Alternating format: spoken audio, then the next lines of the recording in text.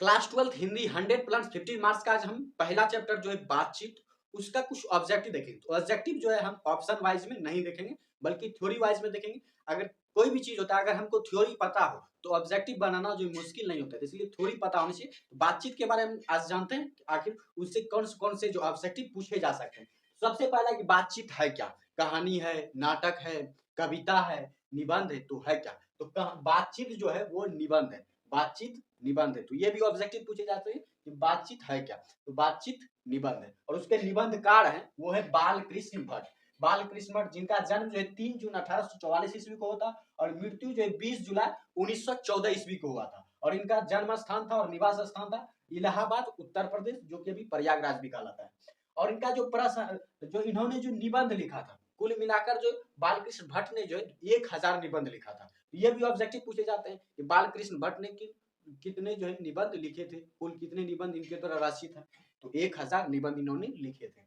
और जो अब है प्रहसन, इन्होंने प्रहसन लिखा था। प्रहसन क्या है, तो प्रहसन एक कॉमेडी नाटक, ये कॉमेडी ड्रामा जो लिखते हैं, जैसे कॉमेडी कहानी कोई लिखता है तो वही जो है प्रहसन कहलाता है हिंदी में, यानी हंसी मजाक से भरपूर जो नाटक है वो है प्रहसन। तो उन्होंने लिखा था बालकृष्ण भट्ट ने प्रहसन। आचार विडंबन, जैसा काम वैसा परिणाम, नई रोशनी का विश्व।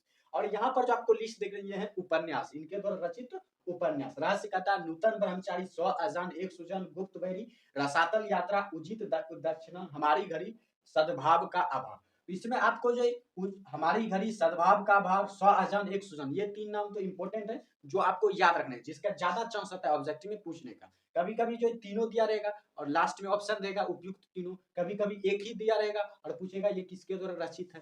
तो ये भी आपको याद रखने पड़ेंगे। कभी कभी उपन्यास से रिलेटेड भी जो क्वेश्चन पूछ दिए जाते हैं। तो ये जो बालकृष्ण द्वारा रचित तो उपन्यास है। अब जो चलते हैं बातचीत के अंदर उन्होंने क्या लिखा था। बातचीत के अंदर उन्होंने जो है वाक शक्ति के बारे में लिखा था। वाक शक्ति यानी बोलने की शक्ति, वाक शक्ति यानी बोलने की शक्ति। बोलने की शक्ति के बारे में इन्होंने जो है बातचीत में जो इन्होंने निबंध लिखा था। और इनका मानना था कि मतलब भगवान ने जो बहुत सारी चीजें दी है मनुष्य को, देखने के लिए आग दिया है, सुनने के लिए कान दिया है, लेकिन उन सब में भी जो सबसे कीमती उपहार जो भगवान ने दिया है वो है बोलने की शक्ति।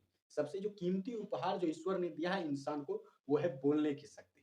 तो यह है वाक शक्ति, बोलने की शक्ति यानी वाक शक्ति। और वाक शक्ति में जो इसके फायदे की बात, यानी वाक शक्ति से क्या फायदे हैं, तो इसका जो सबसे बड़ा फायदा है कि इससे दो मनुष्य एक दूसरे के संपर्क में आते हैं, दो मनुष्य एक दूसरे के संपर्क में आते हैं और कहीं पर जो भाषण देने में आसानी होती है, कहीं पर बातचीत करने में जो हमें कोई परेशानी नहीं होती है। तो ये फायदा है वाक शक्ति का।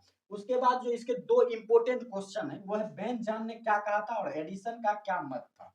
ये दो जो लेखक है, विदेशी लेखक, इनका चर्चा जो बातचीत के अंदर किया गया, इसीलिए जो इन दो सवालों को जो ऑब्जेक्टिव में ज्यादातर पूछे जाते हैं। ये दो इंपोर्टेंट ऑब्जेक्टिव क्वेश्चन है कि बेन जॉनसन ने क्या कहा था, एडिसन का क्या मत था।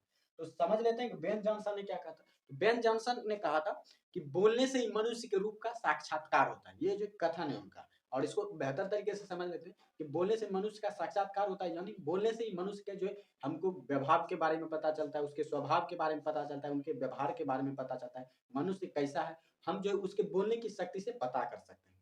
तो ये कहना था किसका, बेन जॉनसन का। इन्होंने कहा था कि बोलने से ही मनुष्य के रूप का साक्षात्कार होता है। उसके बाद दूसरा है कि एडिसन का क्या मत था। दूसरा जो क्वेश्चन है कि एडिसन का क्या मत था। तो इनका जो मानना था वाक शक्ति के बारे में कि उचित जो बातचीत है वो सिर्फ दो व्यक्तियों के बीच ही हो सकती है। एडिसन का मानना था कि उचित बातचीत सिर्फ दो व्यक्तियों के बीच ही हो सकती है, यानी तीन व्यक्ति के बीच जो है उचित बातचीत नहीं हो सकती, वहां पर बहस हो सकती है, उचित बातचीत नहीं हो सकती। तो काम की जो बातचीत है वो सिर्फ दो व्यक्तियों के बीच ही हो सकती है, ये कहना था एडिसन का। एडिसन का मत क्या था यह भी आप समझ गए, तो ऑब्जेक्टिव में आप जो है आसानी से टिक लगा देंगे। यही जो बातचीत से इतनी आपको क्वेश्चन पूछे जाएंगे, इससे बाहर नहीं आएंगे, इसलिए इसको जो माइंड में आप आसानी से फिट कर लीजिए। तो आपको जो है एक भी ऑब्जेक्टिव मिस नहीं होगा, 100% गारंटेड।